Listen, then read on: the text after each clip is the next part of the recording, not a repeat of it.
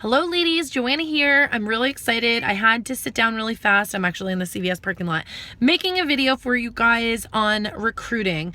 It is pretty apparent to me that half of the reason why, half the girls on my team, and I'm sure your teams as well, have not gone green is because of recruiting. We're just not building teams the way that we could be, or we should be, or want to be, or whatever. So I wanted to come at you today and tell you a little bit about me. I am an Orange Elite status presenter. I have 47 personally sponsored presenters, and I have 196 people, I believe, right now in my downline. The numbers actually don't mean anything. This is why. Sponsoring and recruiting is actually not about us. It's not about our numbers. It's not about our color pay raises. It's not about fast start. It's not about how many people you have on your team. Sponsoring and recruiting is actually about making a difference in somebody else's life. It's about presenting an opportunity to somebody who needs it. It's about sharing this opportunity with people who, honestly, it could change their life. It's about the fact that you're getting to know these people on a personal level enough to present to them an opportunity to change everything. This is not about you. If you're recruiting to hit a promotion, if you're recruiting to hit fast start, or if you're recruiting just to get a bigger team, you're doing it all wrong, okay? So one of my biggest tips I tell this to my girls all the time, is to grow a relationship with these people, okay? If you're pitching to them right away and saying, hey, my name is so-and-so, and I work for Unique Products, have you ever thought about selling? You are coming off salesy. You are pitching to them as a salesperson, and they are not going to listen to you. I would say, 1 in a million chance that person comes back and says, you know what, I think I will join your team. It's probably not going to happen. But if you're growing a relationship with these people and you get them to try some products, which is the number one thing that you want them to do, is you want them to try a product. Make sure you get to know them. What products they already use. What products do you think that that would complement them? Something that would reel them in. Okay, that's where you want to start. And then the opportunity is actually in the follow-up.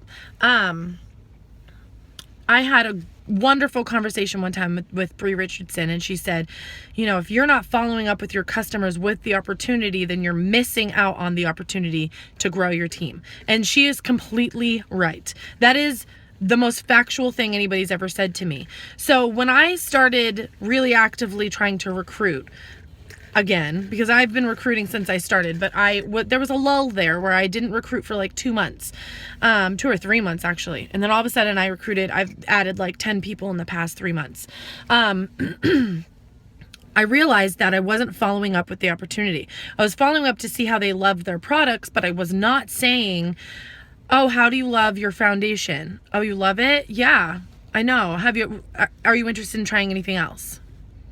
I was losing business partners that way.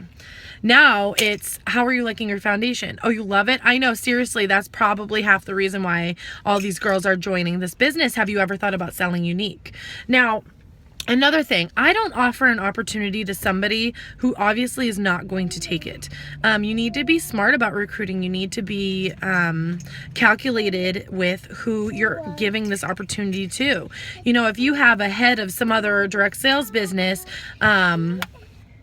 purchasing from you, you're not going to pressure them into joining your team when they're making 3 figures on another company. Be respectful of each person that you are reaching out to. Something that was also brought to my attention is people who are doing the 3 C's all wrong. Now, the 3 C's are crazy, confident, compliment. Crazy, compliment, confident. Doesn't matter which order you do it, the 3 C's work. And here's why. My logic is I don't ever 3C anybody until I have already gone through their profile pictures, till they have added me as a friend, till I have commented on pictures saying how gorgeous they are, or how incredible their makeup looks, or what beautiful selfies they have. I don't ever 3C them until I've already complimented them in some way, shape, or form. So after I've gone through their Facebook and in some ways just stalked them a little bit and seen like what their life is like through their Facebook profile, then I reach out and say, you're going to think I'm crazy because I just went through all your pictures and liked like 10 of them, but I couldn't help but notice how gorgeous you are and how much money you could be making off of those selfies. Have you ever thought about selling or representing a brand? I work for Unique Products, and you are exactly the type of person who could make money doing this job. Coming at somebody after you have already liked their pictures or commented and made them feel good about themselves before you even reached out to them, you're automatically putting the ball in their court. You're making them feel good before it even happens.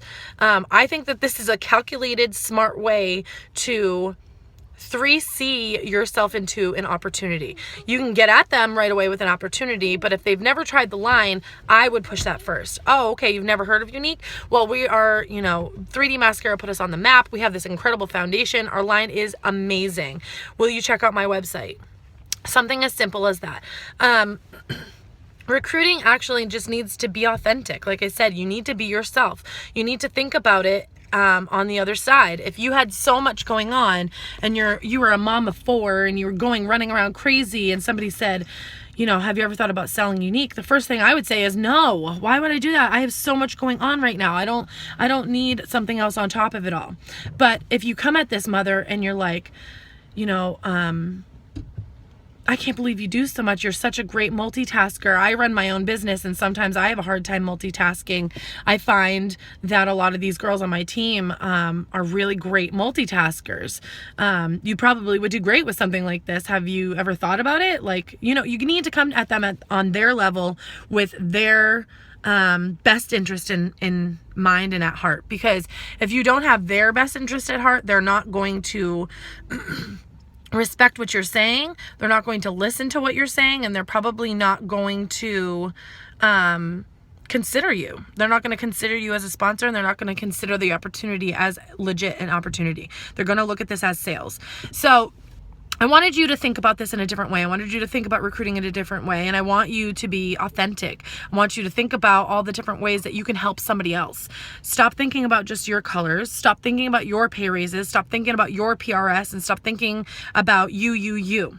And start thinking about how much this opportunity could help other people and how you can phrase this opportunity to these people in a way that they understand that you are actually coming at them with a loving and thoughtful opportunity instead of for you.